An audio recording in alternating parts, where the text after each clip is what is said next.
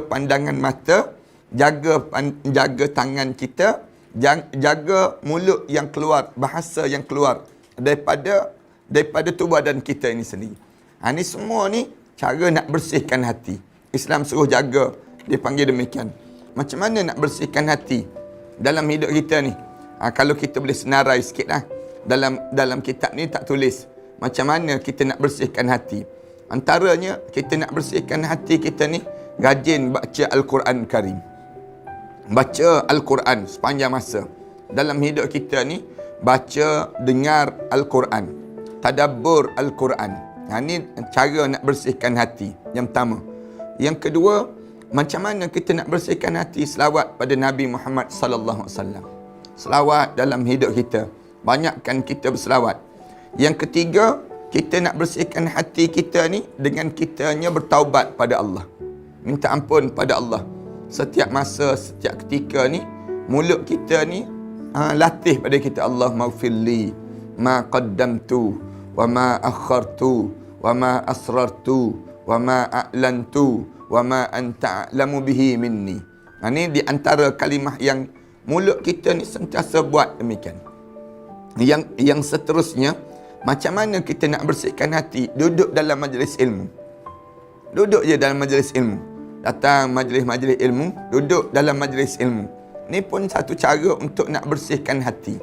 Satu Islam disuruh kita duduk majlis ilmu. Rasulullah pesan, kalau kamu berjalan, kamu berjumpa dengan taman-taman syurga, fartak biha. Kamu duduk di taman syurga itu. Fartak ni maknanya ambil kesempatan untuk duduk seketika di tempat yang demikian.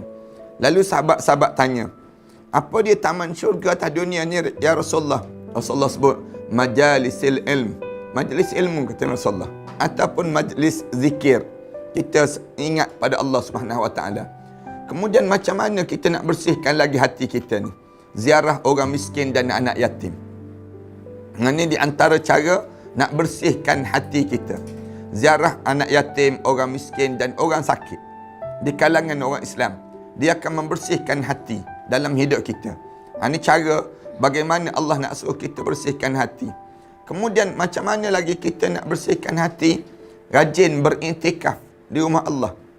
Duduk intikaf, ambil peluang kita berintikaf. Kadang-kadang kita ni bila kita tak ada kerja, pergi masjid duduk berintikaf di masjid itu sendiri. Ni semua cara nak bersihkan hati. Ni cara demikian. Dalam Islam disuruh jaga sangat. Nak suruh bersihkan hati lagi, jaga pandangan mata, jaga tangan kita, jaga mulut yang keluar, bahasa yang keluar daripada tubuh badan kita ini sendiri. Ni semua ni cara nak bersihkan hati. Islam suruh jaga, dia panggil demikian. Macam mana lagi nak bersihkan hati? Bangun tahajud malam. Bangun tahajud malam. Bila kita rajin bangun tahajud malam, akan bersih hati kita. Islam diajar demikian pada diri kita.